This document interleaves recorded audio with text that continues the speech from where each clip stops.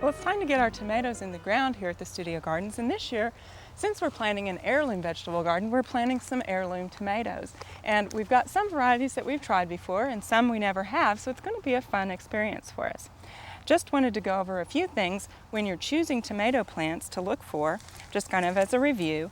But you want to get tomato plants that are sturdy but not too stocky and not too leggy. Now these are actually on almost a little bit leggy side, but they do have nice sturdy stems. You know, they're not going in the wind very much, so these are still okay to plant. You would also like to get them before they start blooming because your tomatoes can take off a lot faster if they're younger. If they've been growing in the pot for quite some time, in a small pot like this, in like a 6-pack, sometimes it'll take them a while to get going if they've been in there too long.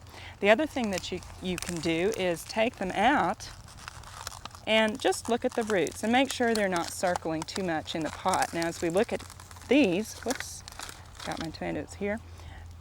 We look at the roots and they've filled the root ball, but they're not just absolutely circling tightly, and you don't see them circling the top here. So this is kind of a good, nice, healthy set of roots. They're nice and white, so this is a good plant to go ahead and put in the ground.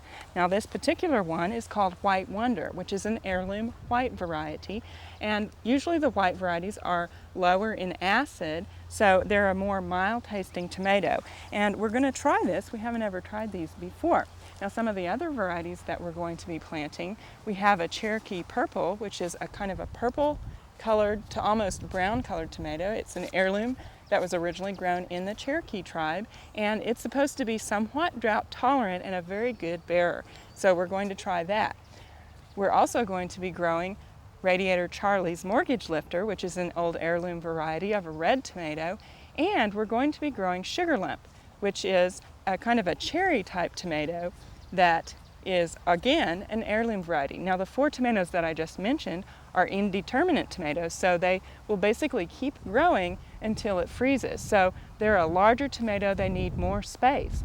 We're also going to be growing one determinate tomato, and that is, and I can't pronounce this quite right, but it's Principe Borghese, which you can see how it's spelled, but this is a drying tomato. It's come from Italy, and again it's an heirloom, and it is a determinate tomato, so we're not going to need to have as much support for it as we would for our indeterminate varieties.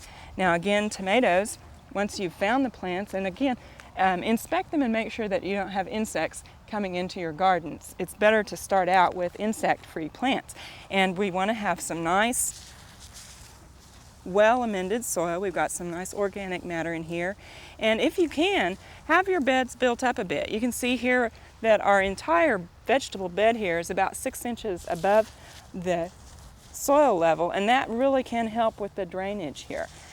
We also want to have them in full sun at least 8 hours a day for tomatoes if you want to have a really good crop, and a pH around 6.5. Now we really want to keep our tomatoes a little bit on the leaner side as far as nitrogen is concerned, because if you're too heavy with your nitrogen, you get a lot of vine growth and no fruiting, because the tomato puts all its energy into growing a large vine. So cut back a little bit on the nitrogen.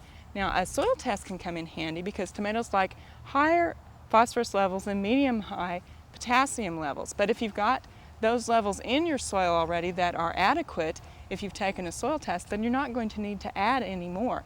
However, if you don't have access to taking a soil test, you can add some 10-20-10, 1 to 2 pounds per 100 square feet. Work that into your soil before you start planting your tomatoes, and that can get them off to a good start.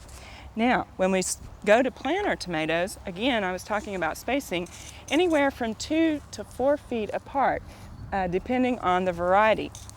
And with our indeterminate varieties, we're really going to need to space them apart quite a bit.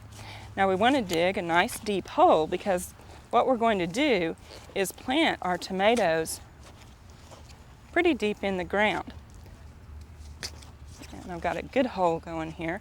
Now, what we want to do is take our tomatoes, and we'll actually plant these in the ground halfway up the stem.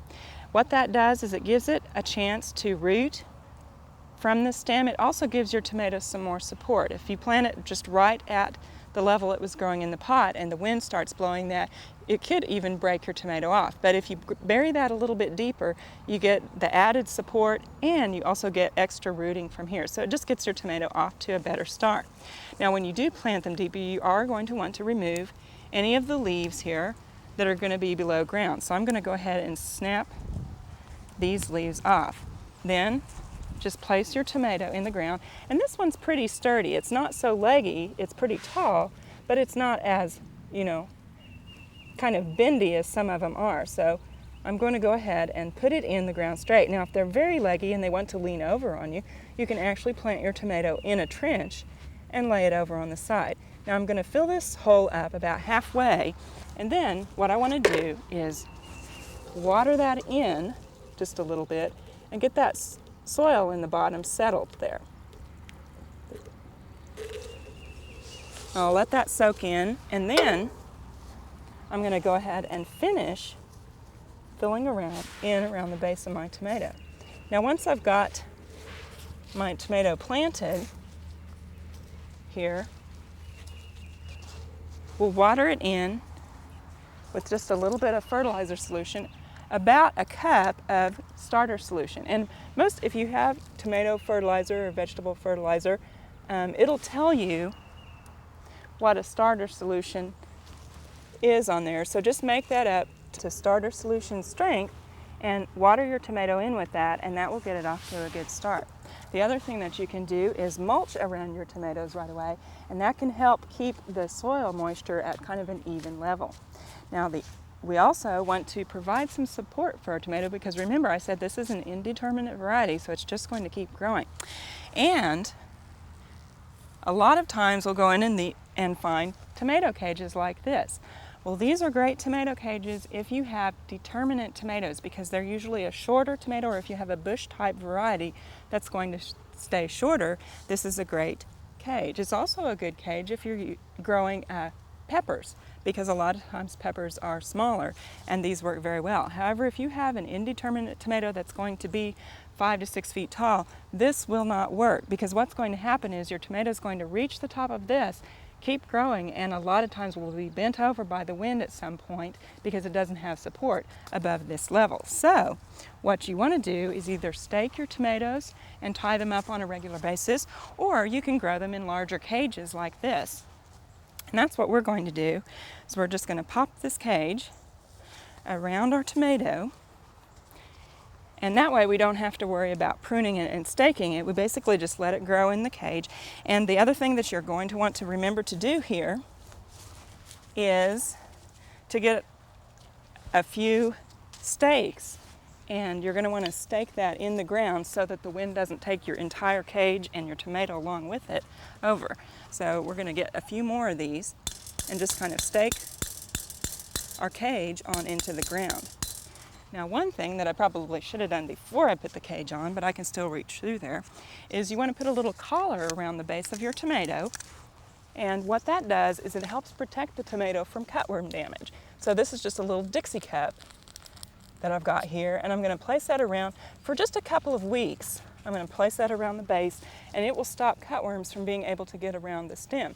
Now once the stem of the tomato is larger than a cutworm can close around, then your tomatoes are out of harm's way as far as cutworms are concerned, and you'll want to remove this cup so that it doesn't girdle your tomato later in the year. So about a couple weeks, leave that on, and your tomatoes should be off to a good start. And we're going to come back later in the season. We'll be able to try some of our wonderful heirloom tomatoes. We hope you've enjoyed this classic from the Oklahoma Gardening Vault. Remember, even though these tips and techniques are timeless, there's always something new to learn in the world of gardening. By subscribing to both Oklahoma Gardening and OK Gardening Classics, you'll have access to a wealth of gardening knowledge, both classic and contemporary.